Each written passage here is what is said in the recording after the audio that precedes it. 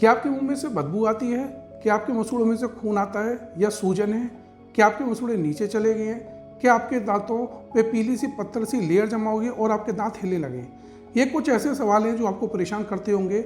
इन सब का कारण क्या है और इसका इलाज क्या है? चलिए आज हम इन सब सवालों के जवाब ढूंढने की कोशिश करते हैं।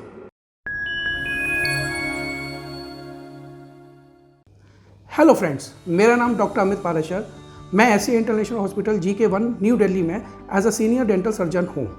जैसा कि आप जानते हैं कि हमारे दांत चारों तरफ मसूड़ों से कवर होते हैं और इन दांत और मसूड़ों के बीच में जो भी गंदगी जमा होती है वही इन सब परेशानियों का कारण होती है। तो आखिर ये गंदगी होती क्या है? ये गंदगी 2 टाइप्स की होती है, जिसको कि आपने एक नॉर्मल वर्ड सुना होगा, प्लाक और कैल्कुलस। अब हम जानेंगे कि इन दोनों में डिफरेंस क्या है, क्या प्लाक होता है, क्या कैल्कुलस होता है। आपने देखा होगा जब भी हम कुछ खाना पीना खाते हैं तो एक फूड डेब्री हमारे दांतों के चारों तरफ जमा होती है, जो कि हमारी गम लाइन के अराउंड जमा होती है। अब होता क्या है, जब हमारे मुंह के अंदर सलाइवा होता है उसके अंदर बैक्टीरिया होते हैं, जब उसके कांटेक्ट में आते हैं तो ये जो है एक स्टिकी लेयर को कन्वर्ट करते हैं, जिसको कि बोलते हैं हम प्लाक।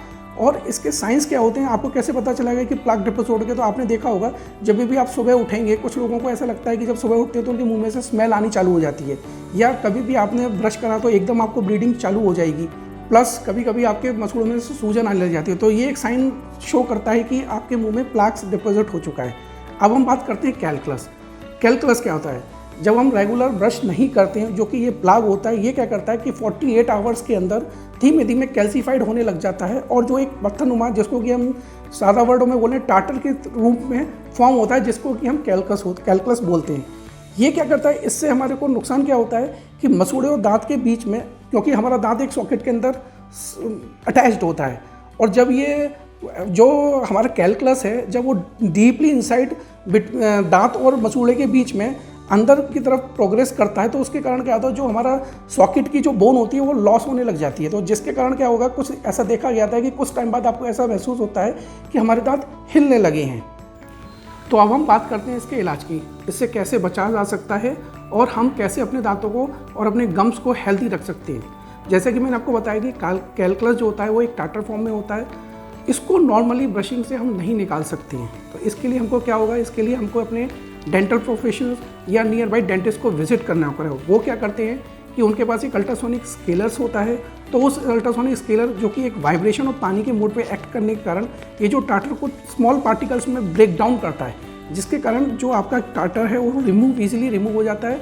उसके बाद में फिर हम लोग इसके बाद में इसमें पॉलिशिंग करते हैं। एक पॉलिशिंग पेस्ट रहता है, उसको हम पॉलिशिंग कप के थ्रू इस पर स्मूदिंग करते हैं, ताकि थोड़े बहुत जो स्टेन्स हैं या जो जब हम स्केलिंग करते हैं, जिसको हिंदी में बोलते हैं दांतों की सफाई जो मशीन द्वारा की जाती है, उससे क्या होता है कुछ स्टेन से रफनेस आ जाती है।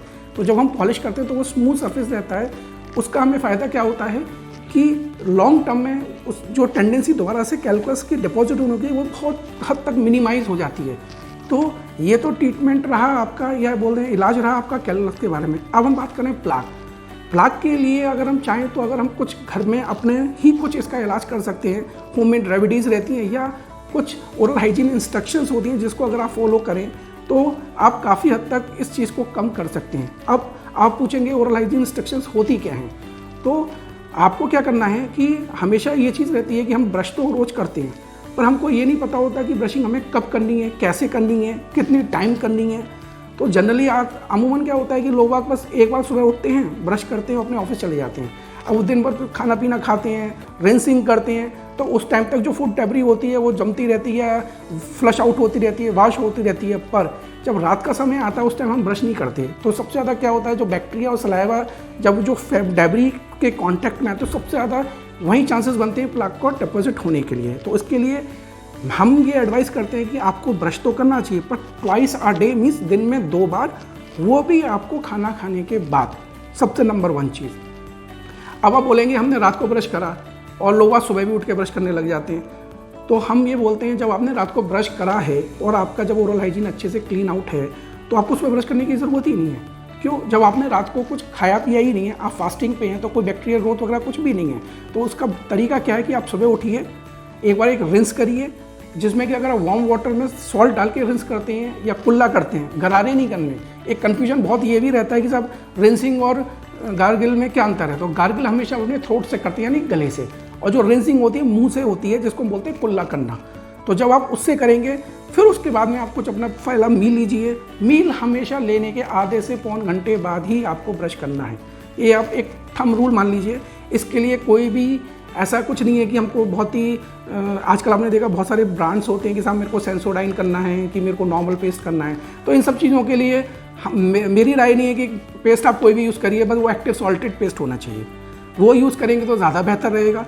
और सबसे बड़ी बात क्या है, गुनगुने पानी में नमक डाल के कुल्ले करना, जो कि सबसे अच्छी चीज़ है, जो कि हम अपने घर में आराम से कर सकते हैं, पर हम लोग करते नहीं हैं। क्यों? हम थोड़े आलस में आते हैं, शुरुआत में 1-2 दिन करेंगे, फिर हम चीज़ को भूल जाते हैं, और जिसके कारण क्या है, फिर हम इन सब सारी प्रॉब्लम में लैंड अप हो जाते हैं। इसके आशा करते हैं कि आपको अपने सारे सवालों का जवाब मिल गया होगा, और इससे रिलेटेड कोई भी क्वेरीज या कोई भी जानकारी आपको भविष्य में कभी आपको हमारी ज़रूरत होती है तो आप नीचे दी हुई कॉन्टैक्ट डिटेल्स में आप हमें कभी भी संपर्क कर सकते हैं। धन्यवाद।